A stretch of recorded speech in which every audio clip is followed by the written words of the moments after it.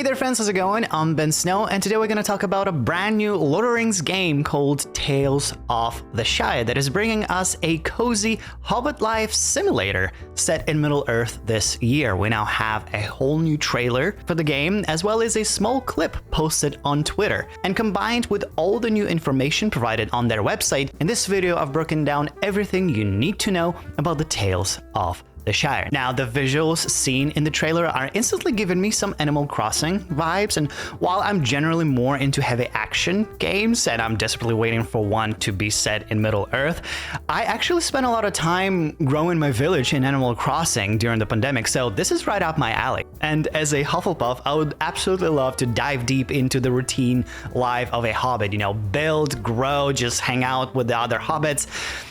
I mean, honestly, Hufflepuffs are Hobbits, kinda. But anyways, let's get into the details about the game.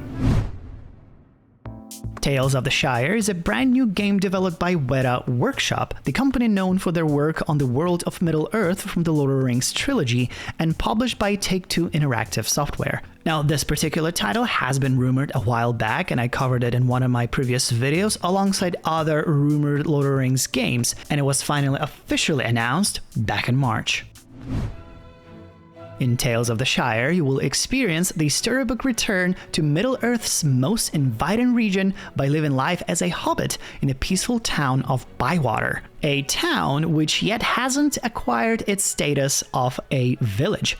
Throughout the game, your main goal will be to help bring the community together and achieve official village status by throwing the greatest Bywater festival the Shire has ever seen. I mean, in general, in games like this, you don't really have too much of a plot going on, but considering that this is a Lord of the Rings game, I assume we will be hearing or reading great tales about long-forgotten adventures. The head of product at Weta Workshop, Kelly Tyson, said, "Tales of the Shire brings a cozy new dimension to the way fans can experience Middle-earth, with plenty of wholesome, Hobbit-centric gameplay to win over newcomers to the genre.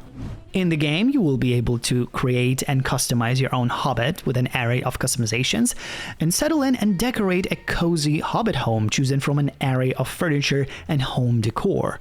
When you head outdoors, you will be able to grow a garden, fish in the surrounding ponds, forage for things like mushrooms and herbs, then cook those ingredients following various recipes, as well as do more relaxing activities in the Shire. Though mushrooms aren't the only thing you can forage for in Tales of the Shire. Here you can also forage friendships and relationships between the townsfolk of Bywater. You can trade your ingredients, share meals, as well as get involved into all kinds of Hobbit business, while on the quest to bring Bywater to a status of a village by helping other Hobbits build their gardens. The map of the game looks like it will mostly feature the town of Bywater, with some forests and fields found around it. From the trailer, it is clear that there will be both day and night cycles as well as seasons. And you probably guessed it, but the gameplay won't feature any sort of combat, though it is quite possible we'll be hearing tales of distant battles from Gandalf himself. Middle-earth Enterprises have licensed the literary works of the Lord of the Rings series, providing Weta Workshop game studios with the broadest creative license to interpret the underlying lore of the books.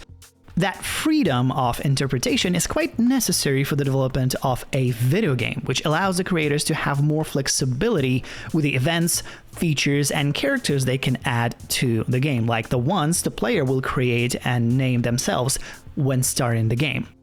Tales of the Shire seems to be taking place in the Third Age between the events depicted in The Hobbit and the Lord of the Rings trilogy. When it comes to the canonical existence of the area the game is taking place in, Bywater was a village in the west farthing of the Shire, north of the East Road. It housed the Green Dragon Inn, and its residents included the Cotton family and Old Noakes. Fun fact, Bywater and Hobbiton were actually merged together into a single town in the films to also include the Green Dragon Inn. From the trailer, it is also clear that we will be seeing some familiar faces, including the wizard himself, Gandalf the Grey, as well as some dwarf folk. It is unclear if we're going to see Bilbo in this game or any of the Bagginses visiting the Green Dragon Inn, but I'll say that it remains a possibility. But in general, the whole concept of the game is to allow the player to live out their cozy dream of having their own hobbit hole, fish some trout from a pond, and enjoy some potatoes in a great company of amazing hobbits. And honestly, that's all I need. I've spent gazillions of hours inside the Room of Requirement in Hogwarts Legacy, and the fact that I can now have a chance to build my own house in the Shire is just amazing. Tales of the Shire will be coming out later this year to the Nintendo Switch system, PlayStation 5, Xbox Series, and PC. It is interesting that there's no mention of PS4 or Xbox Ones, yet there is the Switch. But regardless, I'm so excited about this game, even though this is not, the big open world action adventure Lord of the Rings RPG, but I still can't wait to move into this game and forget about my daily problems day one when it comes out. Talking about Middle-earth RPG, here's a video about the future of Lord of the Rings games that I made at the time when I couldn't afford a haircut. Make sure to check it out. I think there's a few conversations that we have to start on that topic in the comment section, and yeah, but I'm sure that we will be hearing more about Tales of the Shire as we get closer to the release, and I will keep you updated on all the news, so make sure to hit that subscribe button and the like button and all the other buttons of that nature. But thank you guys for watching. I'll see you next time.